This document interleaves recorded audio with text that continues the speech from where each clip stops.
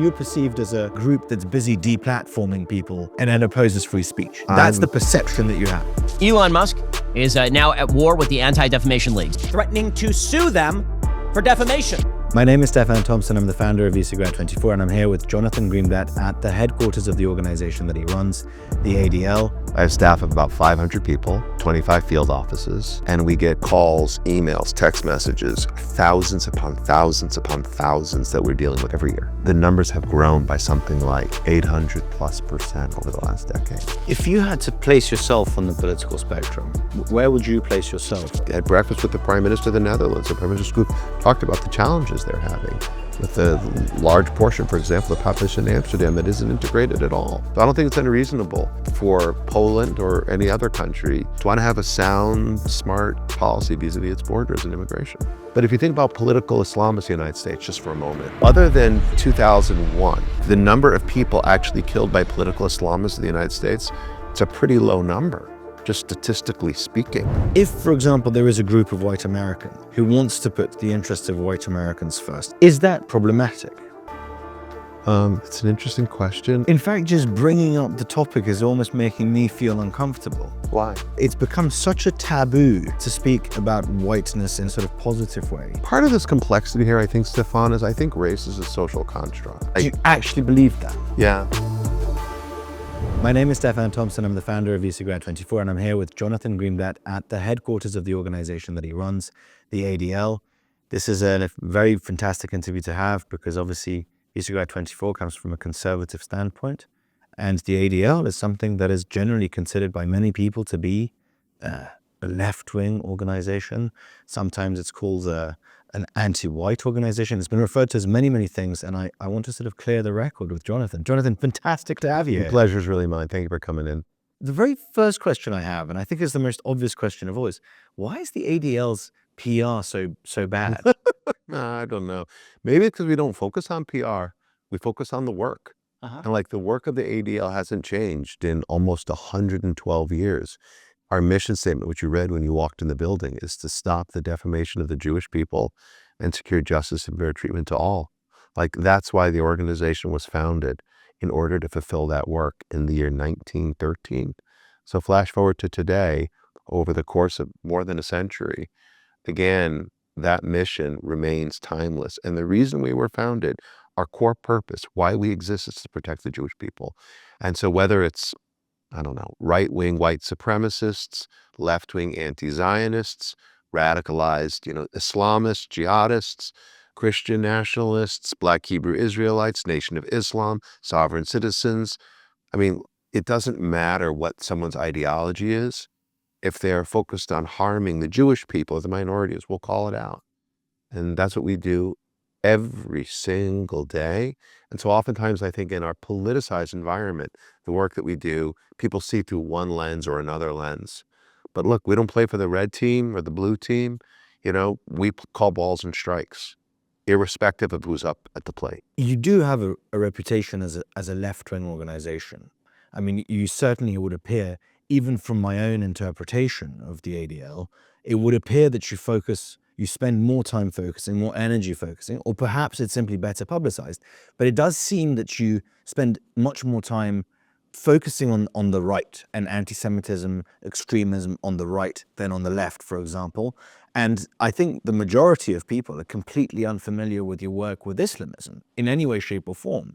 Why would you say it is that that's the work that you are most famous for, of exposing, attacking? I mean, it depends on where you come from, but I mean, right? Do you see my question? Let me try to answer that. So ADL's been focused again on disrupting extremist threats since the 1930s in this country, when we were engaged in identifying and disrupting Nazi sympathizers in the United States.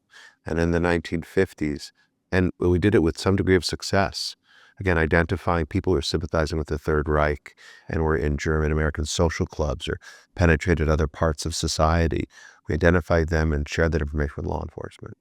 In the 1950s, we were very involved in helping to sort of stop the spread of the Ku Klux Klan, as well as groups like the John Birch Society, another kind of very awful group, or white citizens councils in the South of the United States who are fighting desegregation.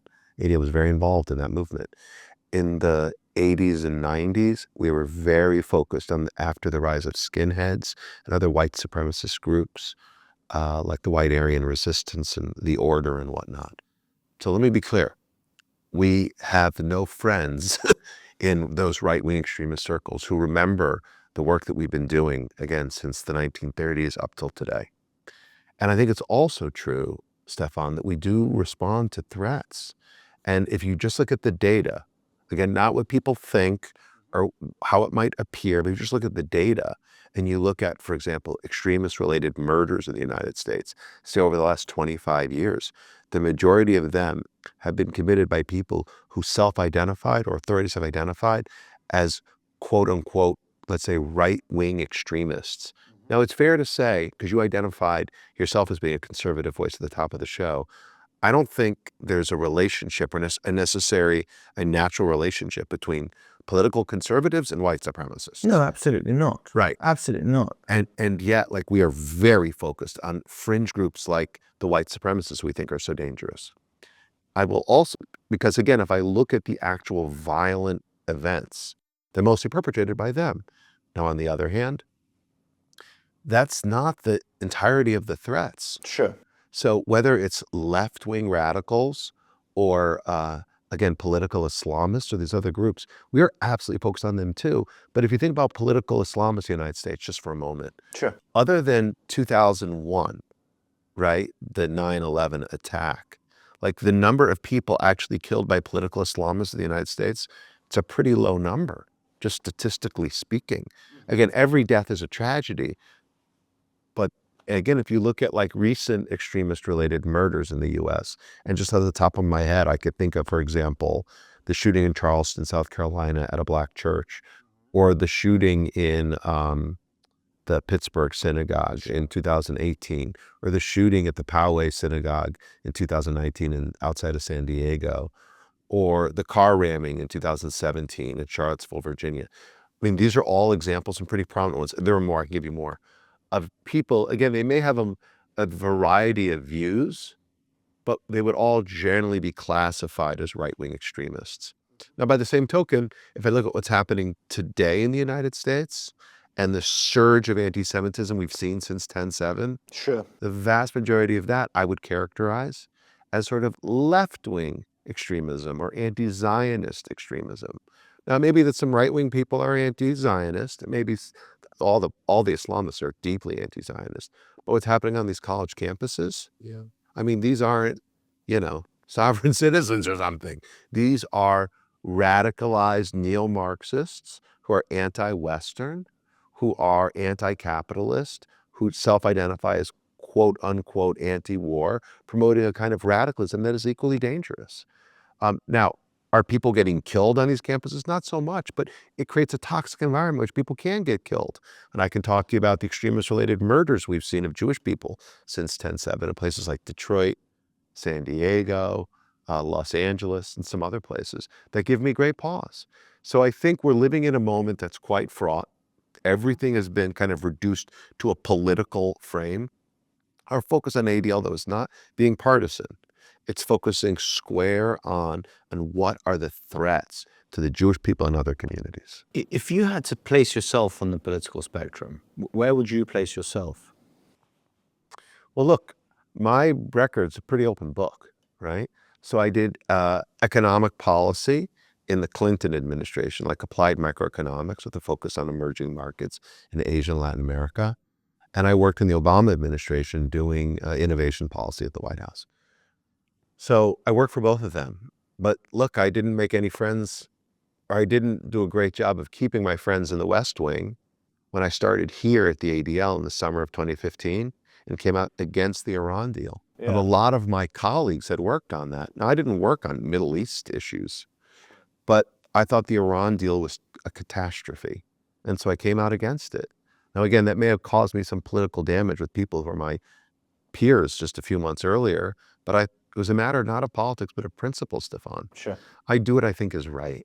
So to this question about where I sit on the spectrum, I guess I have two thoughts. I think we've been led to believe that the political spectrum is this, this line, this 180-degree line, right? With a left and a right end. I don't think that's right anymore. No, that absolutely not. I would fully agree with that. So some call it a horseshoe, right? I don't know if that's right. I mean, I think there are so many different currents today. I mean, is Donald Trump a conservative? I don't know.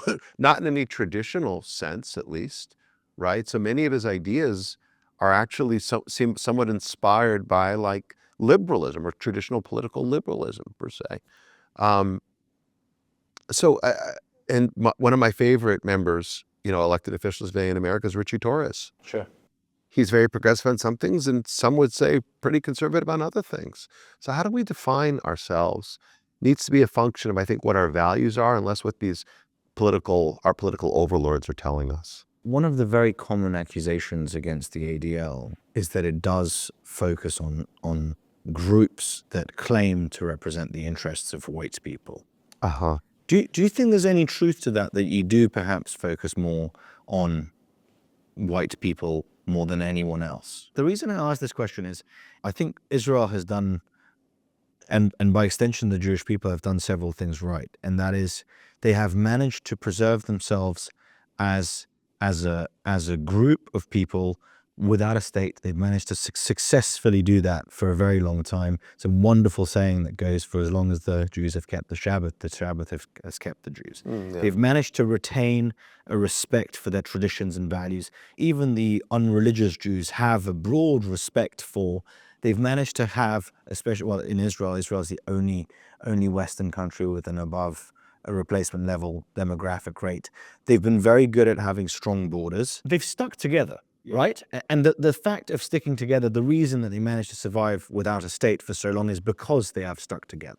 If, for example, there is a group of white Americans who wants to put the interests of white Americans first and says, okay, we are a group that is currently smaller and smaller as a percentage of the entire United States, and the demographics are shifting, is that something that is problematic? It's an interesting question. I mean, I think, look, the fact of the matter is I have no problem with anyone having pride in who they are and what they believe in their values, to the extent that those beliefs and those values don't infringe upon me and don't encroach on my ability to lead a full, life based on, again, my values and beliefs. So I think typically the organizations who espouse a kind of white nationalism tend to have a view that's quite, let's just say, negative toward non-white people. I think there's lots of examples of that. Let me bounce back on that. I don't think that Jews have a negative attitude towards non-Jews, even though they put their own interests first. Do you see that it's not necessarily exclusionary, right? You can put the interests of a group first and say, the reason I bring this up, I'm half Polish. I live in Poland. Half Polish. I spend most of my life in Poland. I'm a proponent of strong borders for a variety of reasons. And one of those reasons is I don't necessarily want to see the demographic fabric of my country change. I would like the people who come to be people who respect my country, who want to speak the language of that country and want to partake in that broader society. I don't think that mass migration will necessarily help retain those things. I don't know if that's a white policy. No, that's I don't know just what that. It's not a white policy. It's just a policy of putting my country and my people first. Look, my people happen to be 99% white, right? Right, but so you could have that. I mean, Japan for centuries was a fairly homogenous ethnic country for a bunch of different reasons: cultural reasons, geographic reasons, political reasons. I think that when we hear things like white rights in this country, it harkens back to a time like in the 1950s, the groups like the White Citizens Councils, the KKK, that use that agenda to, degrade and undermine Black people. Like there's a real history there. An overlap. So like when we talk about something like strong borders, look, I think we all want strong. Well, maybe I shouldn't say that. I think it is a totally defensible and reasonable position to want strong borders and immigration policy that, number one, allows the government to have some degree of, effective control over who's coming into their country. Number two, make sure that as people come into the country, they are obeying the laws, and that they are assimilating into the country to a degree, making an effort at the kind of economic and social and cultural integration that ensures that the polity kind of works. I mean, I just came back from Europe. I was there a few weeks ago after the pogrom in Amsterdam. And look, whether it's in the Netherlands or whether it's in Belgium or whether it's in Sweden, or whether it's in parts of the UK, I mean, there have been some incredibly difficult dynamics, in part by communities that have come to the country and have not been willing to integrate. And in fact, that unwillingness to immigrate comes with a set of values that may be very counter to the prevailing norms in that society. And look, I had breakfast with the Prime Minister of the Netherlands. The Prime Minister Schoof talked about the challenges they're having with the large portion, for example, of the population in Amsterdam that isn't integrated at all. Like, I don't think that's a they want a Dutch society that is cohesive, where people come together and feel a degree of bonds. I don't think that's an unreasonable position at all. So I don't think it's unreasonable for Poland or any other country in Europe or Asia or Latin America or in North America to want to have a sound, smart policy vis-a-vis its borders and immigration. Unless you were to say, I'm going to exclude this one group of people based on how they pray or based on what they look like or something like that, and not give them a chance. Like, I think that would be racist or kind of prejudging them, and that would be a problem. There's a meme that's gone around, which is I just wanted to get your take on it before moving on to less controversial waters. There's a meme It's good to have the conversation, because people don't maybe understand where we're coming from. Sure. There's a meme that's gone around, which is a collage of Wikipedia articles, and it's Black Pride, Asian Pride, White Pride, and the Wikipedia, the short description of the Black Pride is that it's a movement that takes pride in Black heritage and culture, and it's the same with the Asians, and it's the same with LGBTQIA plus groups, and then with White Pride it's sort of instantly negative. For some reason, the ADL is very often brought up in these discussions on X alongside that meme. What do you think about that? I guess the question that I'm asking you is there something wrong in white pride? I mean, is there something wrong with white pride? What does it mean? I haven't really asked myself that question because I don't necessarily, I mean, I am a white man. I'm white too. You're Roman Catholic. I'm Jewish. Roman Catholic. You're from Poland, or half Polish, half South African. Okay, and these are two places I take pride from. I'm American. My family is from, my mom's side's from Hungary. My dad's side's from Germany and Russia. So we're both have Eastern European roots. Sure. So what's white pride mean? It's a good question. So I haven't seen the meme, but like, it's hard for me to respond in the abstract. But I do know that many of the groups that talk about things like white rights, like I said, have this lineage in the United States, which I think is very negative. Does it mean it's possible for there to be groups that are positive? Sure. I think so. Do you know what's interesting about this conversation is that, in fact, just bringing up the topic is almost making me feel uncomfortable. Why? It's become such a taboo to speak, I suppose, to speak about whiteness in any way, in a sort of positive way. And that, I think, is actually a genuine...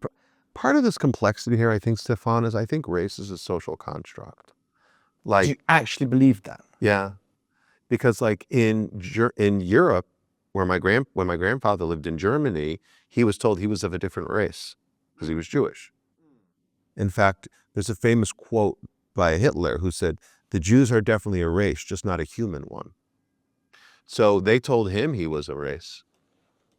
So I think notions of race, and I think notions of race in South Africa were very different than notions of race in the United States. I mean, the Japanese were named honorary whites, right? So it was... I do think that to a degree, it's a social construct that varies by place and by culture and by time. So I don't really, it's hard for me to, like, Asian, what does it mean to be Asian? To be Asian in the UK means something very different than to be Asian in the United States, I believe. But would you agree that all of these groups have, to some extent, have Asian Americans, and again, I'm not American, so this is not particularly my area of familiarity, I'm much more aware of this in Europe, but have the black Americans have rallied around rights groups that specifically represent their race or their perceived race, if you are indeed correct, and race is a social construct.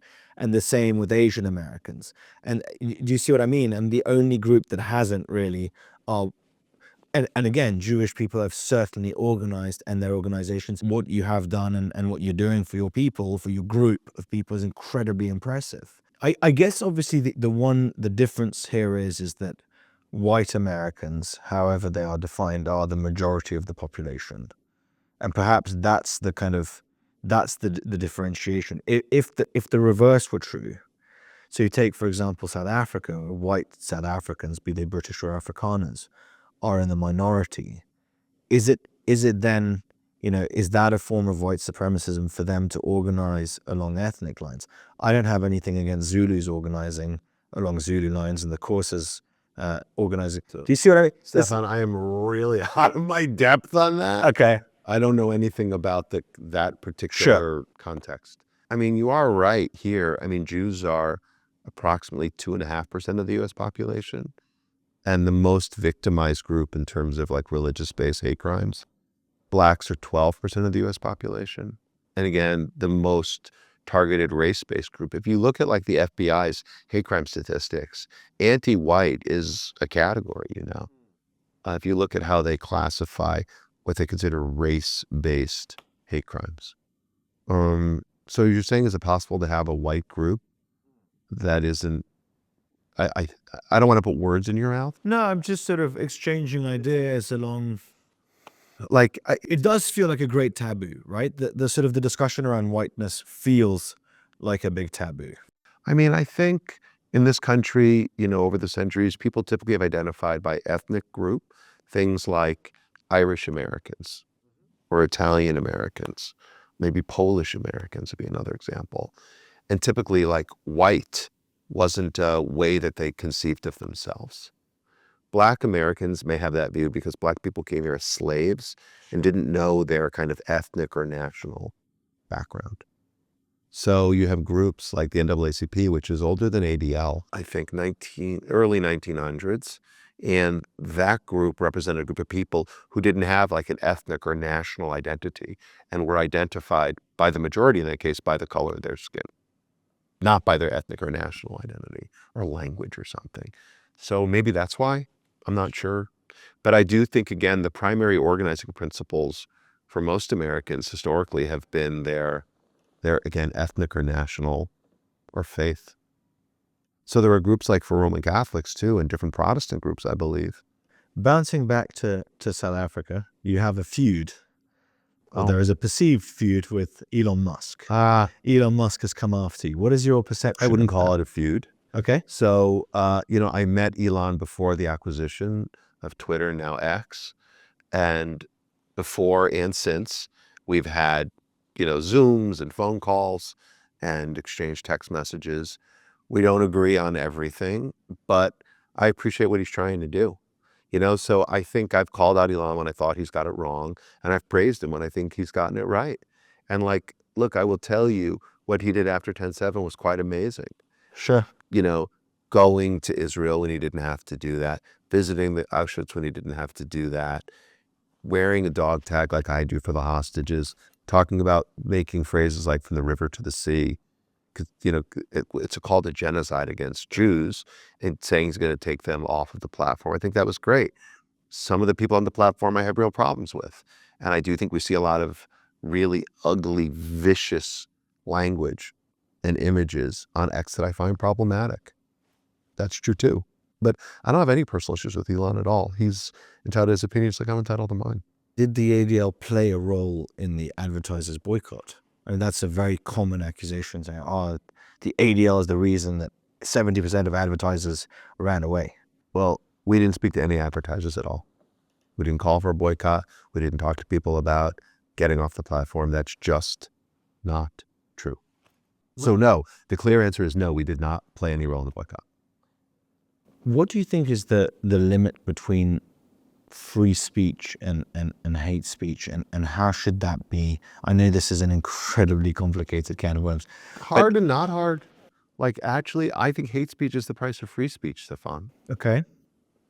So I think for context, I'm not Jewish. Visegrad 24 has been, I mean, we've been calling out anti-Semitism.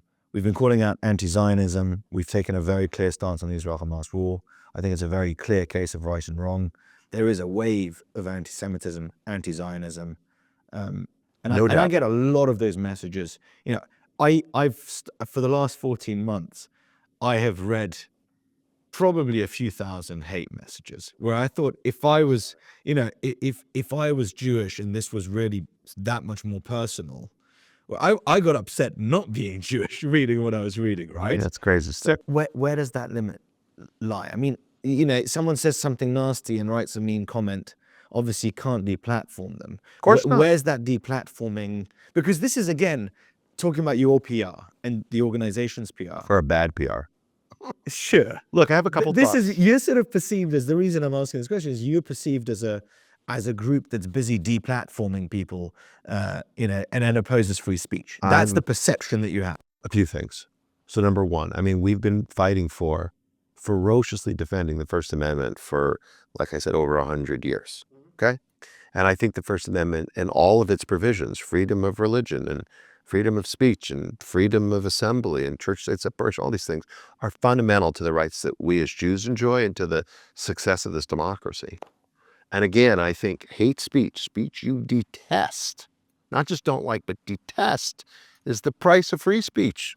Your ability to say things in this country, whatever you want, I think is part of what makes this country so special. Now, that being said, there are a few things to keep in mind about the First Amendment and free speech. So number one, slander, you know, is not speech. Correct. Not protected by the First Amendment. Freedom of expression isn't the freedom to incite violence against people. It's not. Like, threats are not protected speech. And thirdly, commercial environments have different rules about speech than non-commercial environments. So, look, I think it's certainly fair to say, if you don't like the speech policies, quote unquote, on a particular platform, you can always go to another platform. And so by the same way, like if I don't like what's on this channel, I can click to another channel. I think that's part of the, like, I'm a capitalist through and through, and that's part of the marketplace, and it works. So I do think that there are examples where all these companies, all of these different services have terms of service, like codes of conduct. And I think when individuals or accounts violate the codes of conduct, action should be taken, and too often that isn't the case. In addition, I think all of us as individuals should have freedom of speech. I really believe that. I don't know that freedom of speech, though, necessarily translates to what some have called freedom of reach. So again, I should be able to say whatever I want, and then X or Facebook or Instagram or, you know, any of these other services has the right to say, we're going to platform or promote or maybe not promote somebody's comment or somebody's post or somebody's tweet. So I think commercial services have to make their own decisions about what they promote or don't promote, who they platform or don't platform. It's not for me to say, but I do have the right to note when I think individuals are in violation of the terms or individuals are using speech that's violative of the First Amendment itself, which can happen. On a personal level, you've been here since 2015. You've now witnessed an absolutely historic rise of anti-Semitism. Every single day you come into this office and you deal with anti-Semitism. How do you feel about all of this? Well, look, I think it's worrying. I mean, the truth is that the number, I mean, we track incidents as we talked about stuff on, right? I have staff of about 500 people and 25 field offices, and we get calls, emails, text messages, online things, thousands upon thousands upon thousands that we're dealing with every year. And the numbers have grown by something like 800+% over the last decade. So look, I am a proud, like unapologetic patriot. I love this country. I was born here. I want my grandchildren to be born here. But I think, you know, Ben Franklin is famous for saying, you got a republic if you can keep it. Sure. And I don't think we can take any of this for granted. And so if I think about my own family's background, As I alluded to before, my grandfather's a Holocaust survivor from Germany. He thought Germany was the greatest country in the world, and it was, until it wasn't, and everything fell apart and his family was incinerated. My wife is an Iranian political refugee. They thought Iran was the greatest country in the world, until it wasn't, and everything unraveled and the fascists took over. I think this is the greatest country in the world. This is the greatest democracy in the history of humanity. And by the way, for the Jews, Israel aside for a second, for Jews in diaspora, this has been a gift. I mean, we're so blessed to live in this country with all the freedoms it provides and all that it's allowed us to achieve.